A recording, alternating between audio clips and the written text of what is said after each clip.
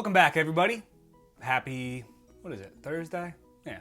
Well, I'm a little bit late this week, so, it's been a absolutely crazy week at work. So I know I'm a little bit behind on my 1 week or 1 video per week challenge, but I still wanted to hop on here because I know this week's gonna be a little bit shorter of a video, which in full transparency, it's just because outside of YouTube, I have a full-time job and that has just been taking up a ton of time recently. So I wanted to make sure that I'm still getting out a video this week. It's just gonna be a little bit shorter than my other weeks, but that's okay. So let's hop down to it. Today is about what's become my all-time favorite lens. And as somebody who's in the day-to-day of the Fujifilm system, everybody knows that I love Fuji lenses. And especially with my new XM5, pancake lenses have become the topic of conversation, especially with a smaller video camera like this, or hybrid camera, which the XM5 is. But I'm not talking about this 27. I'm talking about one that is, in my opinion, significantly better, completely ill-matched for an XM5, and there's something about it that I just absolutely love, and that's performance. Whether it be for video, because I actually did use it this week at work for some video, helping out my team with some first person, or not necessarily first person, but talking head type videos for my company's social media. So let's just get into it, right?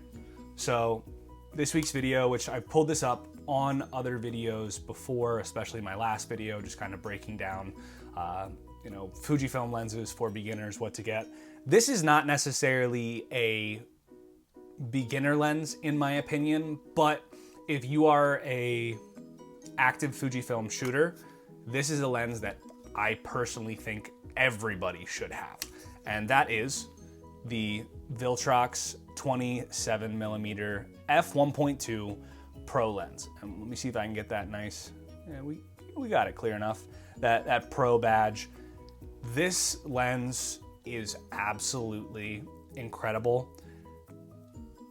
It's better than any of my other Fuji lenses. And 27mm comes out to roughly like 40.2 millimeters in full frame, which is, it's pretty close to a nifty 50.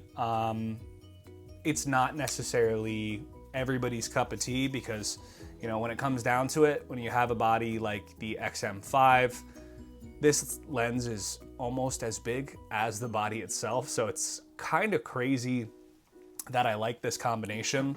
But, even to compare to Fuji's most notorious, or more famous, not necessarily notorious, the 27mm pancake lens, even at its full diameter, it's not even half the height of this lens. So it's way different in size. But the performance of this lens is just something that is completely notable. I'm gonna attach some photos here of just the different quality photos that kind of come out of this. And with the 1.2, that is the bokeh.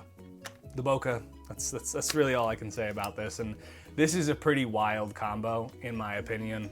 Not necessarily your everyday walk around carry, but that being said, I can actually fit this in a fanny pack. And Viltrox, with their Pro series, which this is the only Viltrox lens that I have from their Pro series, I'm still eyeing up that 75mm 1.2, but I just don't do enough headshots in my free time, because like I said many times over, I do this in my free time.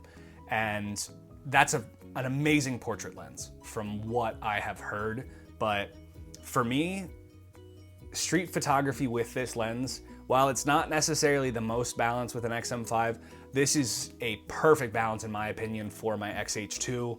And even though I know I'm gonna start filming more videos using my XH2 in hand, it was already set up in my room. So I just wanted to kind of set that up. I'm currently using the Viltrox 13mm 1.4, which I know Viltrox has been releasing a lot more 1.4 lenses. I think there's now a 23, a 33, if I'm not mistaken. It's either 33 or 35 to match Fuji's 33. And then there's a 56 as well. And Those are a little bit smaller than the 13. I guess it's just whether it be the lens elements that go into the camera overall. You know, that lens is definitely a little bit bigger. I'd say it's pretty close in comparison to this 27mm, but the 13, which I'm shooting on, it definitely, I don't want to say it distorts the image more often, but it is not as much of a desirable focal length for me personally when it comes to street photography. And that lens is, while very well built with the metal lens hood, this one's only plastic. 27mm is my favorite focal length, especially with the crop sensor being, you know, coming out to roughly 40 or so. But this lens is built like a tank. I mean, as I can show it off here, it is a fully metal body. It has, if I can get it close to my mic here, it's a very quiet, but satisfying aperture ring. And you can put it all the way in auto, which is kind of a nice feature there as well. If I can get a clear focus here. Come on, come on. There we go. So we can get it all the way to auto, but I've found myself using this combination more than I like, because ever since I got the small rig grip for the XM5, this is a perfect travel camera. And I'm gonna be traveling actually next week, so I'm gonna be bringing the XM5. I am definitely not going to be bringing this lens with me, because the fact that it is just not, with this combo, the most travel friendly setup. But check out some pictures here. Tell me what you think. I think this is an amazing lens for any Fujifilm setup. Probably a little bit better for the larger, you know, the XT4, 5s, the XH2s, the XH2S, or even the XS20 or XS10. This lens is spectacular. Viltrox, keep building awesome lenses. I'm more than likely gonna pick up a 23mm to go with this, and the 23mm once again is the 1.4. I do have the Fuji 23 f2, which is definitely very travel friendly, but excuse me, there's something about having that just level of bokeh and background separation, in my opinion, that just makes photos, especially when I'm doing, you know, out in street photography, if I want a very close-up picture or something with a lot of depth of field to it, 1.4 for me just does so much more intricacies to the picture, in my opinion. So tell me what you think. If you've used the Viltrox 27mm 1.2, drop a comment down below. What do you think about it? Because while for a lot of people, you know, this 2.8 is fine. I mean, like, this lens is still very, very hard to find. I was very lucky I did get it used from KEH, but just give me your thoughts, because 2.8 is great, but 1.2 is way better. So catch y'all next week. Hope you all have a wonderful weekend, and I will be a little bit more timely with next week's video. I just kind of gotta figure out what it is, but I'll probably drop it while I'm on vacation, and I'm probably gonna do it while I'm on vacation. So hopefully I have a little bit warmer of a background. Maybe we'll get some tropical scenes in there. Let's see, not sure, but catch y'all next time. Once again, and the last thing here is, if you're new here, thanks for tuning in. If you came back, welcome back. But if you all want to, keep joining the journey. God, can't speak today because it's that late in the week. I should have done this at the beginning of the week. Subscribe if you'd like to see more of my content as I continue to produce this.